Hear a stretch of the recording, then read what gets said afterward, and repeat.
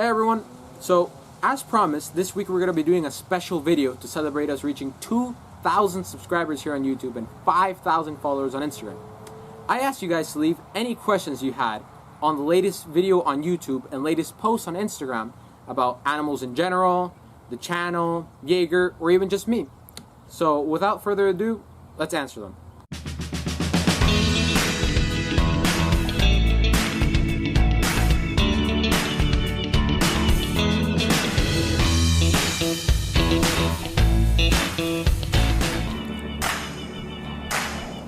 So our first question is from Mr. Bloor, Junior Assistant HR at Umbrella Corp.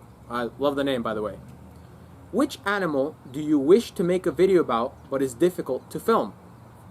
Well, one animal I've been trying to get on the show for a long time is the Andean condor. They are these giant birds that are related to vultures. And I've actually seen them before. Last time I was in the Ecuadorian Andes, I was able to spot a nest with a chick in it.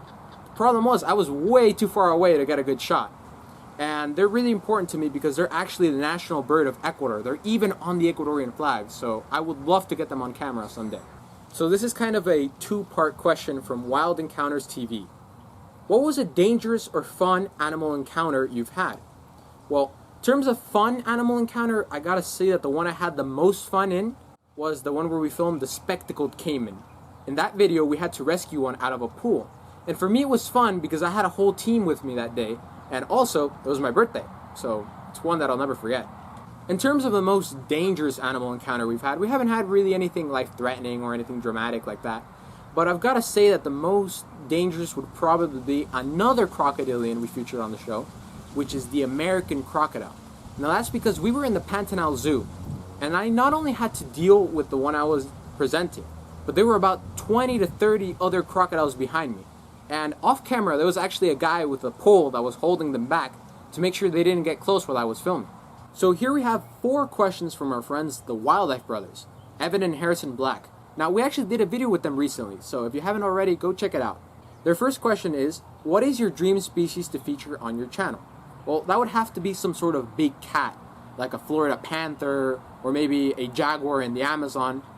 And that's not only because they're extremely magnificent creatures and they're super hard to find, but it's because they're a sign that the ecosystem is doing very healthy.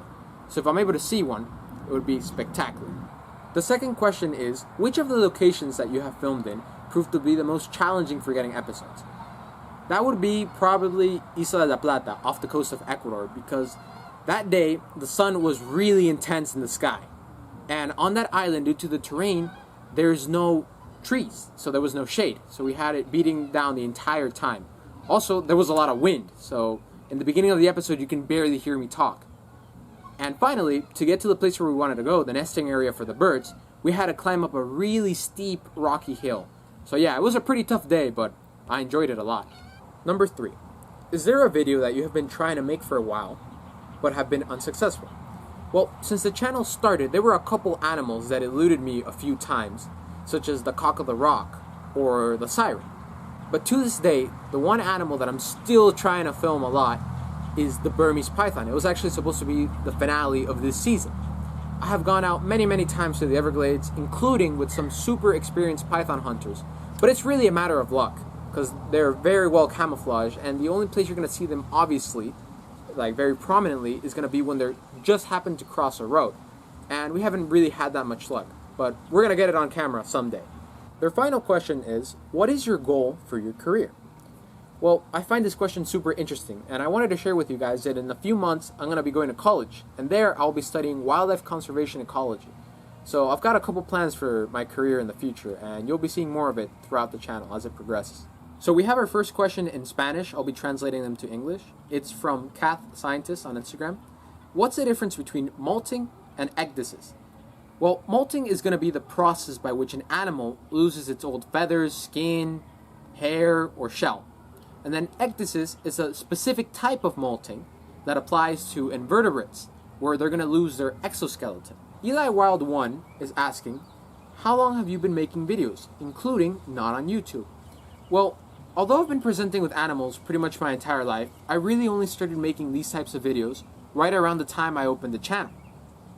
But before I did animal encounters, I actually had another project. Let me get it real quick. For about 2 years, I was working on this book. It's called Birds of the Neotropics. And it was mostly during the time I lived in Brazil, where I would go around taking photographs of birds strictly in the wild. No domesticated animals. And in that period, I found around 300 species and compiled them into this one book. Hopefully someday I'll be able to sell it. The reason it's called Birds of the Neotropics is because that was the ecozone or overall area that we were exploring. It's called the Neotropics. It expands throughout all of Central and South America, the Caribbean, and the southern tip of Florida. The book is arranged in a taxonomic order, which means that the species are placed together based on their evolutionary lineage. Like some of the older families go first, and then at the end are some of the newest evolved families. So now we have 2 questions from Alexa Gladys. The first one is, why do roosters and other birds crow in the morning? Well, that actually has a pretty simple answer. Roosters crow because they're asserting dominance. They're saying, this is my territory, these are my hens, everybody has to know. And the reason they do it early in the morning is because that's when they're most active. The second question is, what would be your dream adventure related to the passion you have with nature? Well, what I would love to do one day is to be able to either find a new species or rediscover one that has been thought to be extinct for a very long time on one of my adventures. You guys might remember that a little while ago we were in the Ecuadorian cloud forest and we found the Pinocchio gnome. That lizard was thought to be extinct for 50 years, and even though I was not the one who rediscovered it, it was an amazing feeling to be able to actually have one in my hands. And I can only imagine what it's like if I actually find an animal that no one has seen in a very long time, or even ever. Our next question is from Karen Pies. Hi Emilio, it's Jeremiah and Joseph. Hey guys. We just saw your video, The Elusive Siren. We have never seen that animal before. How fast can they swim? And are they fast on land? Are they territorial? Well, those are some pretty good questions, guys. And the siren isn't a very fast animal. As you saw in the video, it has 2 very small arms that it kind of uses to drag itself around the bottom of the mud in the lakes. And it doesn't swim very fast. And on land, it's even harder for them to move. They can only move when it's typically very wet, such as after a rainstorm. And they're not aggressive animals at all, but they may be territorial towards each other. Our next question is from Meadow Cavanaugh. Hi Emilio, I'm your fan. I don't miss a single one of your videos. Thank you. I wanted to ask you, how is it that you have that pet, Yeager? It's so impressive to see him. How did you raise him? How is he like in the day-to-day around your house? Thank you. A lot of the remaining questions we have are actually about Yeager, such as the one from Wallaby Marvin, Susana Cabrera Helo, In Calum, and Merrick's94. So, we're just going to bring him out. So here he is, the man of the hour. Yeager, the Argentine black and white tegu. He is a 3-year-old male. He measures about 4.5 feet and weighs around 23 pounds. And yeah, I raised him since he was super little. He is extremely friendly.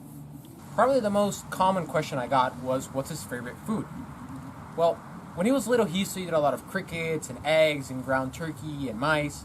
But by now, his favorite food, by far, number 1, is chicken. Here you go. You want some? There it goes. And down the hatch. Good job.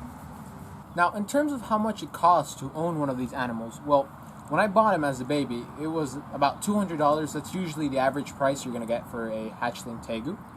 Right now, it costs around $40 a month, I'd say, to feed him because of all the chicken.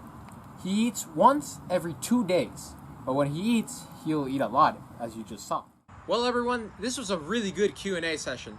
Thank you so much for all the amazing questions you guys had. It was really an honor to be able to answer them, and any other questions you guys might have for the future, be sure to leave them in the comments of this video or any video, and I'll compile them for the next Q&A video we have, because this one is hopefully the first of many more to come. For us, Season 3 is soon drawing to an end. We have one more video coming out next week, which I'm super excited about. It's going to be a little different than what we normally do. And the week after that is going to be the season finale. And it's going to be a premiere as usual, so I hope to see all of you there. And remember, stay home, stay safe, respect the animals. Buenas muchachos. Till next time. If you guys enjoyed this video, be sure to leave a like and comment down below. And if you haven't already, subscribe so you don't miss out on any new adventures by clicking the channel icon right above, or click here to watch another video. And as always, thanks for watching.